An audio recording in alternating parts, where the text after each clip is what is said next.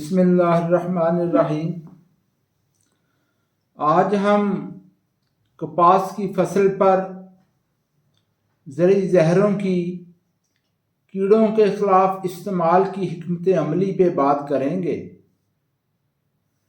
اور اس کے لیے 3-4 چیزوں کا جاننا بڑا ضروری ہے۔ سب سے پہلی بات تو کپاس کے پودے کی ساخت ہے۔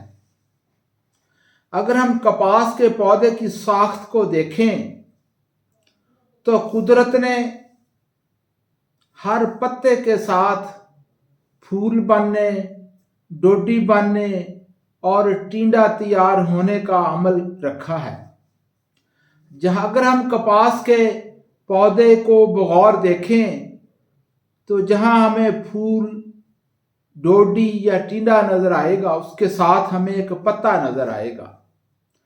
قدرت نے یہ انتظام اس لیے کیا ہے کہ جو کپاس کے پودے کے پتے ہیں وہ خوراک تیار کر کے پھول، ڈوڈی اور ٹینڈے کو مہیا کریں۔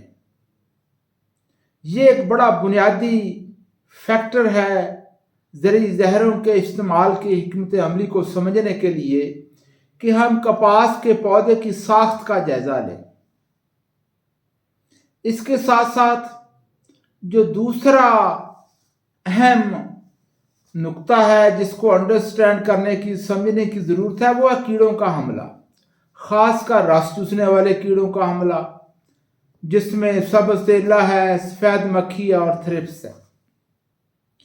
اور ان تینوں کا حملہ کپاس کے پتوں کے اوپر ہوتا ہے، اور پتے بنیادی طور پر ٹینڈوں کے لیے، پھولوں کے لیے اور ڈوڈیوں کے لیے خوراک تیار کرتے ہیں۔ اگر میں اس پہ بات کروں تو کیڑے اور ان کا حملہ، پودے کے پتوں کے اوپر ان کا حملہ جو ہوتا ہے وہ بنیادی طور پہ کپاس کے پودے کی پیداواری صلاحیت کو کم کرنے کی کوشش کرتے ہیں۔ اس سے کپاس کے جو پتے ہیں وہ کمزور ہو جاتے ہیں، جس سے پھول، ٹینڈے یا ڈوڈی جو ہے وہ گرنا شروع ہو جاتی ہے، جس سے ایک پودے کی پیداواری صلاحیت وہ متاثر ہوتی ہے۔ جب ہم نے زرعی زہروں کا استعمال کرنا ہوتا ہے تو اس میں بنیادی نقطہ یہ ہے کہ ہم نے زرعی زہروں کا استعمال اس طرح سے کرنا ہے کہ کیڑوں کے نقصان سے کپاس کے پودے بھی محفوظ رہیں، اور جو زرعی ادویات ہیں وہ اپنی اثر پذیری بھی لمبے عرصے تک برقرار رکھ سکیں۔ اس لیے کہ یہ جتنے بھی کیڑے مار زرعی ادویات ہیں یا پھپھوند کش زرعی ادویات ہیں، یہ بڑے یونیک کیمیکلز ہوتے ہیں، اور ان کو ڈیولپ کرنے میں، مارکیٹ تک لانے میں بہت زیادہ محنت اس پہ کی ہوئی ہوتی ہے۔ تو اس لیے جب ہم نے زرعی ادویات کا استعمال کرنا ہے تو بنیادی ذمہ داری ہماری یہ ہے کہ ہم اپنی کپاس کی فصل کو کیڑوں کے نقصان سے بھی محفوظ رکھیں، اور جو زرعی زہریں ہیں ان کی اثر پذیری کو بھی قائم رکھیں۔ اور اس کے لیے جو سب سے اہم نقطہ وہ یہ ہے کہ ہمیں زرعی زہروں کا استعمال کیڑوں کو مارنے کے لیے نہیں کرنا چاہیے، بلکہ اپنی فصل کو کیڑوں کے نقصان سے محفوظ رکھنے کے لیے کرنا چاہیے۔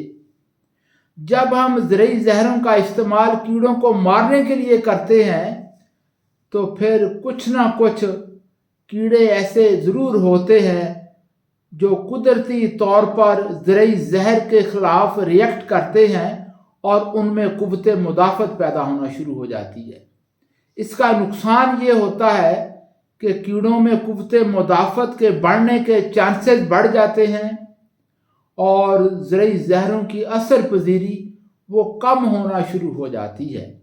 یہ ایک بہت ہی ٹیکنیکل کام ہے، یہ ایک بہت ہی ٹیکنیکل جاب ہے۔ اس لیے میں کہتا ہوں کہ زرعی زہروں کا جو استعمال ہے وہ بہت ہی سوچ سمجھ کر ہونا چاہیے، چونکہ اس میں ہمارا مقصد کیڑوں کو مارنا نہیں ہونا چاہیے، بلکہ ہمارا مقصد फसल को कीड़ों के नुकसान से महफूज रखना होना चाहिए। और उसके लिए जो सबसे ज़्यादा बेहतरीन हिकमत अमली यही हो सकती है कि हमें सही वक्त का इंतखाब करना है जब हम स्प्रे के लिए फसल के ऊपर जाएं, और सही तरीका इख्तियार करना है स्प्रे के लिए कपास की फसल के ऊपर, ताकि हम फसल को कीड़ों के नुकसान से भी महफूज रख सकें और ज़रई जहरों की जो असर पजीरी है कीड़ों के खिलाफ उसको भी हम लंबे अरसे तक कायम रख सकें। इसलिए जिस तरह मैंने बताया कि ये ज़रई जहरें बड़े ही यूनिक केमिकल्स होते हैं, तो जितने लंबे अरसे तक हम इनकी असर पजीरी को कायम रख सकेंगे, हम लंबे अरसे तक इनसे फ़ायदा उठा सकेंगे। ये बहुत मुश्किल होता है कि हर तीसरे चौथे साल के बाद एक नई केमिस्ट्री आ जाए। ऐसा होना बहुत मुश्किल है, बहुत ही मुश्किल है। इसलिए सबसे अहम जिम्मेदारी हम सब की यही है कि हम ज़रई जहरों के ज़िम्मेदाराना इस्तेमाल को बढ़ाएं।